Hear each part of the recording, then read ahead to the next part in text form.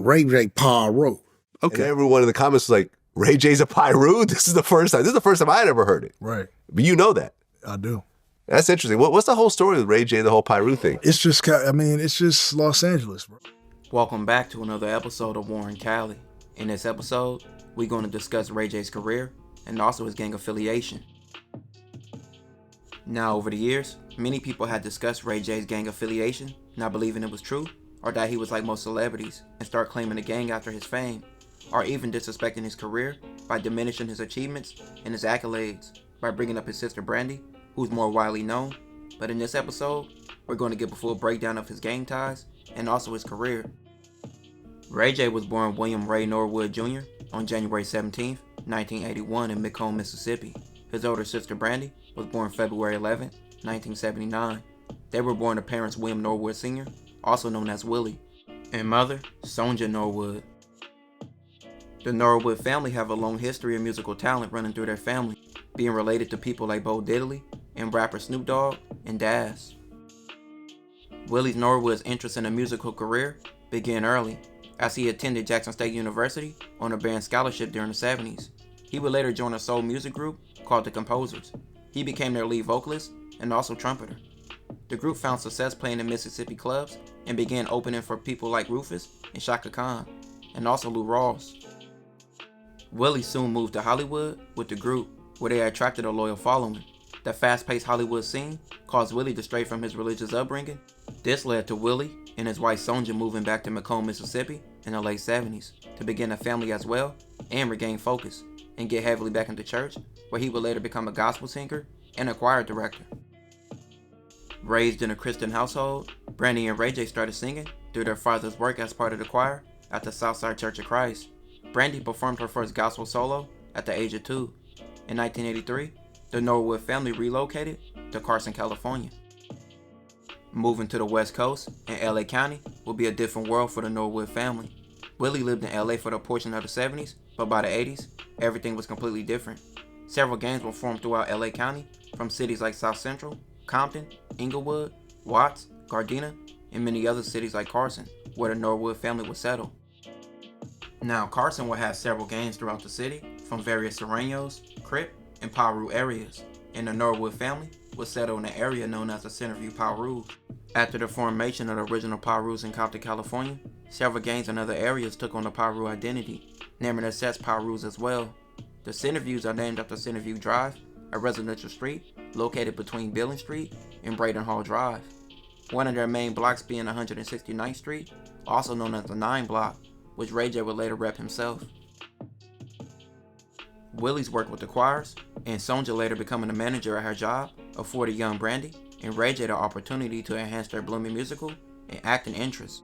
By the time she was 11, Brandy was a part of a youth singing group, performing at several public functions. By 1989, Ray J started appearing in television commercials for different companies, and by the age of 8, Ray J began auditioning and appearing in television commercials. By 1990, Brandy signed with Teaspoon Productions, headed by Chris Stokes and Earl Harris, who gave her work as a backing vocalist for R&B boy band Immature, and arranged the production of her first demo tape. In 1993, the Norwood family would be on the rise in the industry.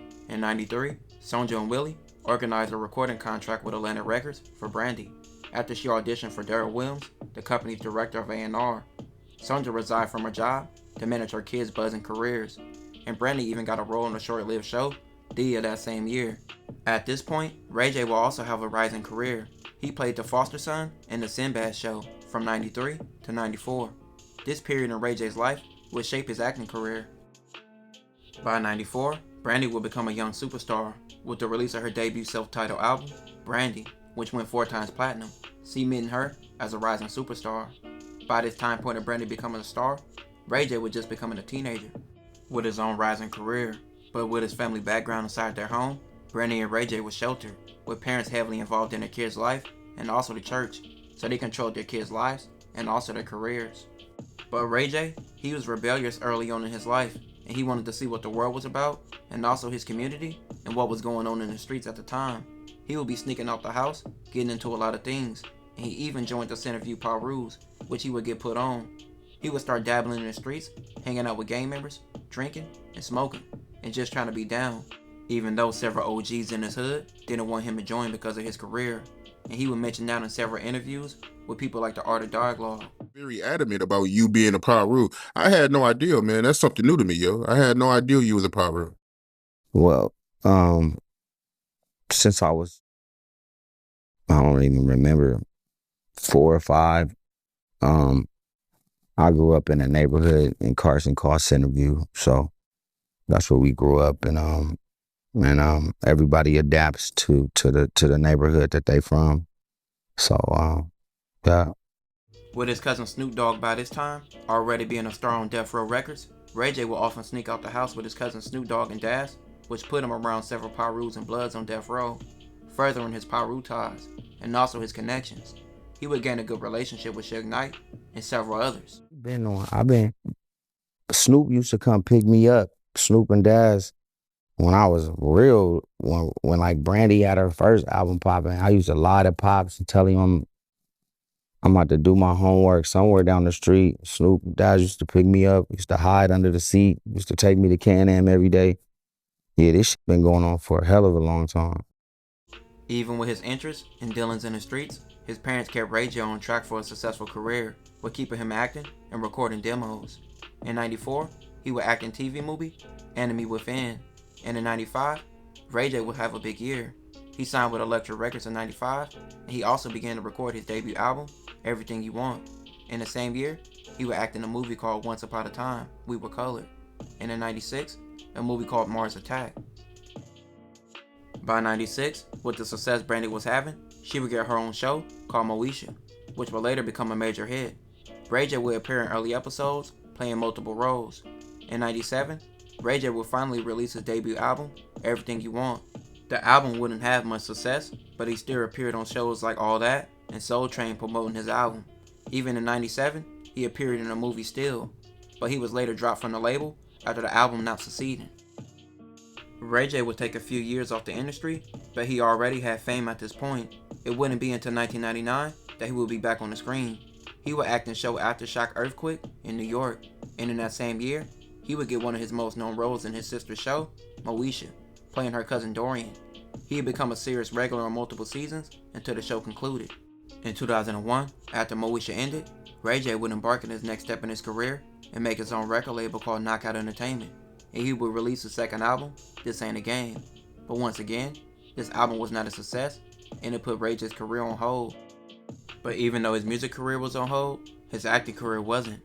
From 2001 to 2005, Ray J would appear in movies and shows like Proud Family, Intimate Portrait, Punk, Soul Train, 101, and this was all before he dropped his third studio album, Radiation, which would become his biggest success, with his hit song, One Wish, becoming a major hit. But that album also featured the song Centerview, where Ray J showed allegiance to his hood and his story growing up there. In February 2007, a sex tape Ray J made with former girlfriend Kim Kardashian in 2003 surfaced, called Kim Kardashian Superstar, which was made public. Kim Kardashian sued Vivid Entertainment for ownership of the tape. In late April 2007, Kim dropped the suit and settled with Vivid Entertainment for $5 million. At this time point, Kim was unknown, and this boosted her career. In 2007, Knockout Entertainment announced a multi-million-dollar album deal with Koch Records, and also Shaquille O'Neal's Deja 34 Entertainment Company. The first album for this deal was Ray J's fourth album, All I Feel, which featured artists like The Game and Young Berg, among others. This would be Ray J's last album for over a decade. In 2009, Ray J starred in his own VH1 reality dating show called For the Love of Ray J. The show premiered on February 2nd, 2009. On November 2nd, 2009, the show's second season premiered. In 2010, Ray J and his sister Brandy premiered the VH1 reality series Brandy and Ray J, A Family Business, along with their parents.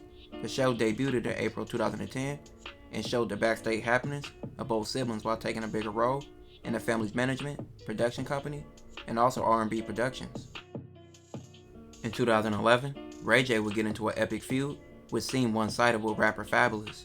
On September 17th, 2011, Fabulous tweeted about Ray J playing One Wish on a piano inside Floyd Mayweather's home during a documentary on Mayweather and Victor Ortiz fight. Live, we got a serious concert that we got to tend to. Concert in my living room. You know, that's how we do it on 24/7. Everybody, I want somebody to grab somebody's hand. And if you're feeling lonely, and if you're going through hard times in your life, just relax.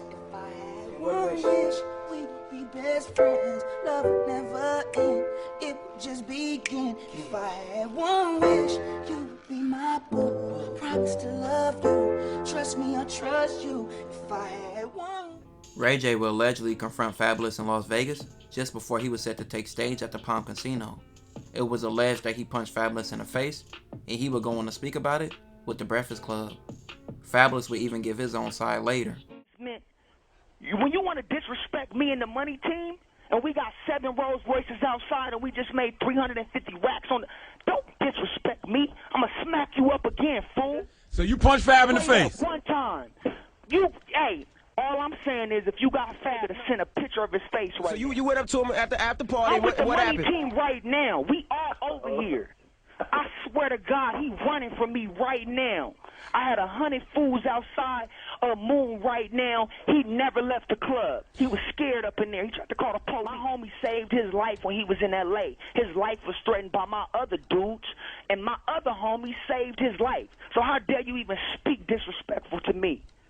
You know what I'm saying? And that's just what it was. So when I seen him, I was with Floyd and 50, and he tried to say, don't touch me, and I touched Did Fab at all his people, or did he hit you at all? Nah, look, my team don't play. If you disrespect me, don't come to the West Coast. So he in Las Vegas, and he tried to disrespect me. Phone right now, he'll tell you what it is, because he know my big homies is on his bumper. So he gonna apologize on the Breakfast Club. No. Charlamagne, Envy, listen, you know y'all my dudes, right? Right. Yeah. I'm going to make sure he call up to the Breakfast Club and apologize for his actions. Tupac called her? You funny. That wasn't Ray J. You can't be serious. That wasn't Ray J. That wasn't him. That wasn't Willie Norwood Jr. That wasn't him. That wasn't Brandy Brother. So that wasn't Mo to the E to the that little nigga from that show. That wasn't that nigga, man. So he called. He called to the morning show today, and obviously you heard what happened, man. We just want to hear your side of the story, man.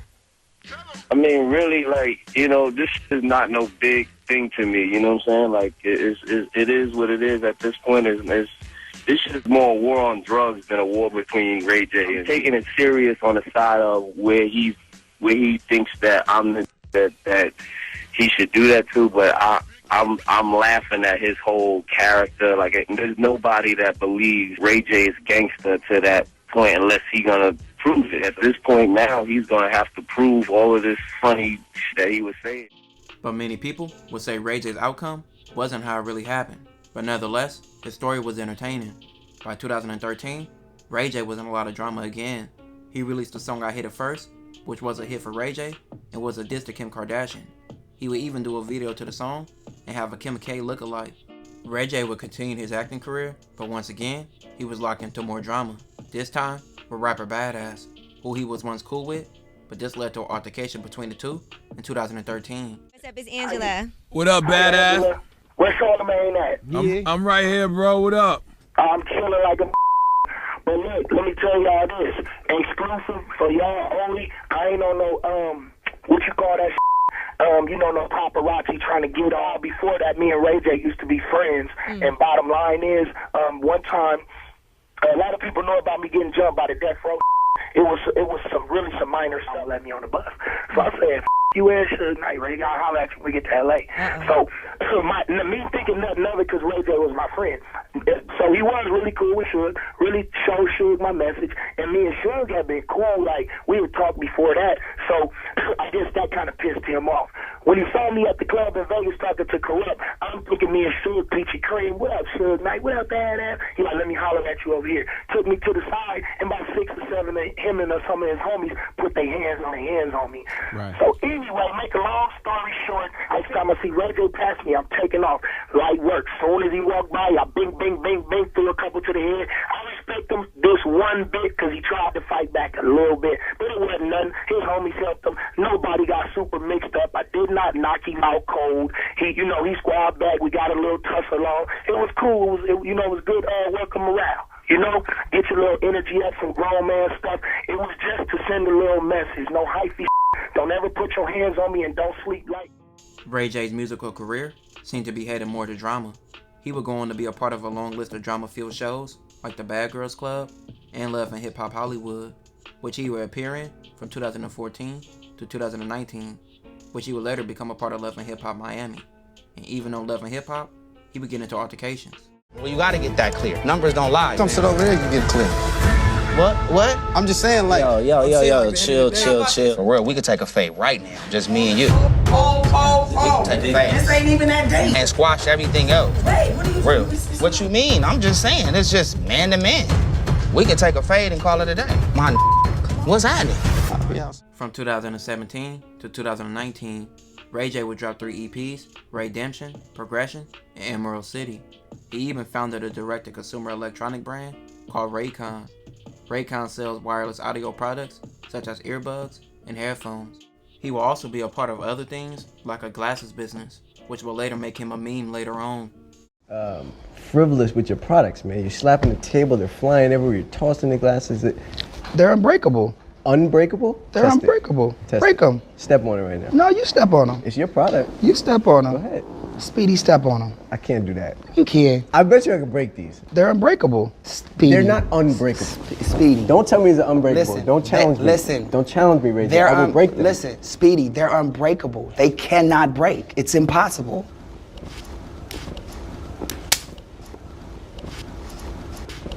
I don't care. Ray J and his wife Princess Love will go on to be on shows on the Zeus network, which he would later get into an altercation with the owner of Zeus.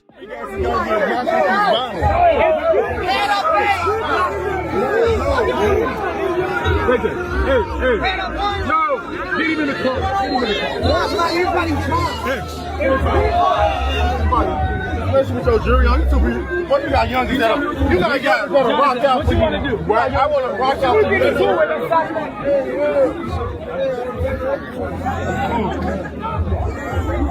You guys got Corey? You guys cool right now? I mean, I'm not cool, but I don't want to like dwell on it too much because it's not competition, but I don't like when people are doing people wrong and making them do shows for certain things that they shouldn't. Ray J will go on to be a part of over 50 shows and movies, and dropping multiple albums, and also EPs, and making numerous moves in the industry. Some people respect his career, but some don't. But either way, he left a mark. That's a couple hits. Ray J was the first blood on the What did record. he say So in it? without Ray J, there is no game. Centerview, first Ray J album. Peep that out. I was just a youngster hanging on the 9 block. You like Moesha, don't you? Of course. You like VH1, don't you? VH1 is a great channel. Ray J has had a hand in everything that's current black culture. Hey, remember when Fabulous was real hot? Yeah, scorching. Oh my God, you said it never recovered from that. It You think he did? This will conclude this episode. If you haven't already, make sure you check out my previous episodes. Don't forget to like, comment, and subscribe.